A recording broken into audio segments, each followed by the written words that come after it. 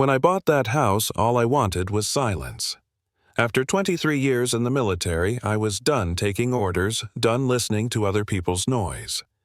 I wanted a small yard, a crooked fence, maybe a few tomato plants. But what I got was sewage.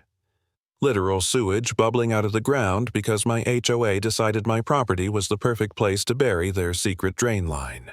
And when that thing finally burst, it wasn't my house that flooded, it was theirs. It started innocent enough. The house sat at the bottom of a hill, a bit run down but solid. My land technically wasn't part of the HOA. I checked twice. Different tax ID, different zoning separate from all their precious rules. I thought I'd found freedom. Then spring came and I started to notice the ground wasn't right.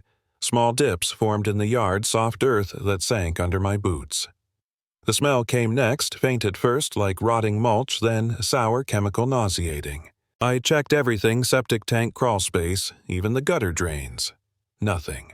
But the stench hung around, showing up when the wind shifted like the earth was trying to whisper something ugly. One afternoon, this older guy walks by with his golden doodle and a badge that screamed, HOA Authority. He looked me up and down and said, "You know that lot of yours used to be part of our common parcel. Shame it got carved out." I asked, "Carved out for what?" He smirked. "You should be careful digging down here. Real fragile soil." Then he whistled for his dog and left. That's when I knew something was buried under my yard, and it wasn't just dirt. I started digging through records instead of soil. The city's utility maps didn't match my property lines. There was a dotted gray curve and unlabeled pipe running straight across my lot. The city clerk confirmed it wasn't registered anywhere. "Could be private," he said. "If it's theirs and not on an easement, they're in violation." So I went to the next HOA meeting. I wasn't a member, but they let me speak. The room smelled like perfume and printer ink. Sandra Hernandez, the HOA president, sat at the center table. Pearls, sharp glasses, the kind of woman who thought a clipboard gave her divine authority. I told them what I found. "There's no record of any HOA lines on your land," she said, not even glancing at paperwork. "Probably just natural runoff." "I'm an engineer," I said. "I know runoff. This isn't it." She smiled, that tight HOA smile. "We'll take your concerns under advisement." They never did. 2 nights later, my back gate was unlocked. Nothing stolen, just disturbed.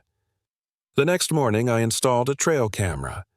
3 nights after that, it caught someone crouching in my yard at 2 a.m. Dark jacket gloves planting a little orange survey flag into my soil. I brought the photo straight to the clubhouse. Sandra looked at it, eyes cold. "That's not one of ours, maybe a utility worker." At 2 in the morning, I asked. Without a notice, "If someone trespassed, call the police. The HOA has no reason to dig on land we don't govern." But I saw the flicker in her expression. She was lying. So I started documenting everything. I hired a plumber named Calvin ex-Navy, chewed jerky like it was oxygen. He ran a scope camera down a test hole and whistled low. That's a 6-inch drain pipe. Industrial. Not legal unless you've got a right-of-way. Whatever's flowing through it, it's moving fast. "What happens if it clogs?" I asked. He spat sunflower seeds and said, "It blows.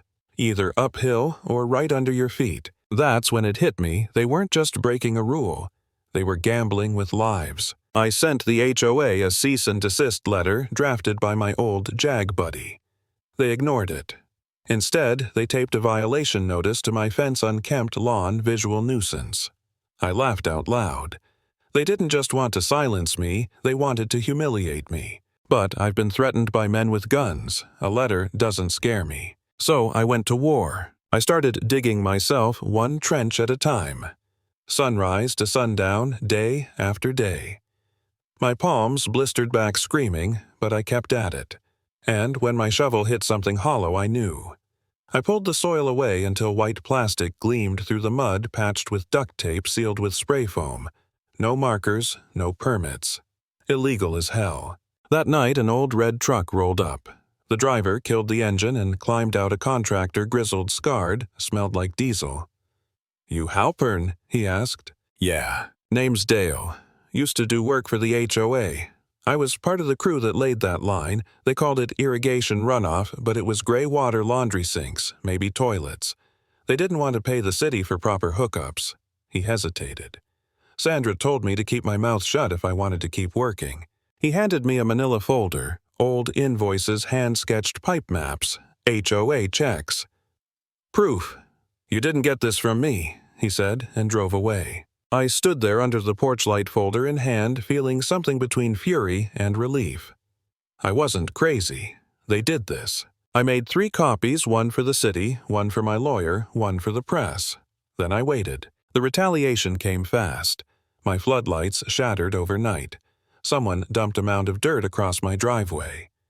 HOA flyers labeled me Mr. Paranoia. I stopped caring, because the truth was already moving like water through a cracked pipe impossible to stop.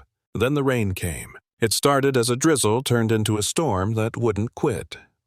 Around midnight, I heard a deep groan under the yard, the sound of pressure and failure. I ran outside, flashlight slicing through sheets of rain. The pipe was vibrating beneath the mud. And then boom, not in my yard, uphill. I saw it burst, black water erupting from beneath the HOA homes. Sirens followed within minutes. By the time I reached Sandra's street, her pristine lawn was a swamp. Raw sewage bubbled through her garage floor, flooding the basement. She was standing barefoot in the driveway, screaming into her phone. "I'm the HOA president. Do you know what this means for property values?" I stood across the street, soaked silent. "I tried to warn you," I said softly. The next morning, the news trucks rolled in. Channel 9's van parked right in front of Sandra's house. The reporter, April Diaz, stepped out with her mic ready. "Ma'am," she said to Sandra on live camera, "would you like to comment on the unpermitted drainage pipe now flooding multiple HOA homes?" Sandra froze. I don't know what you're talking about." April held up a city report. "Records show the line originated from HOA property and runs through Mr. Halpern's yard." Sandra tried to walk away, slipped and fell right into the sludge.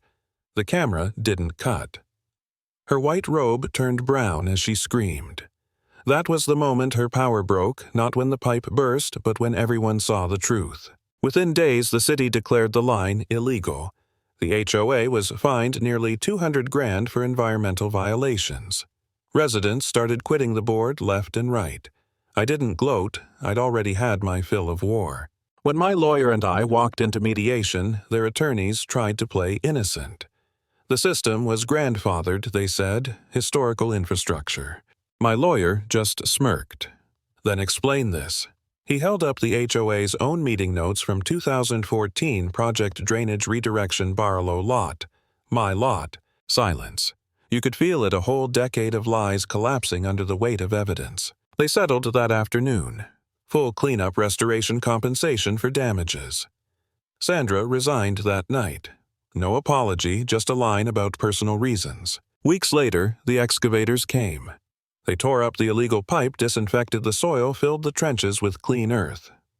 When they left, the ground was still raw, scarred, but honest.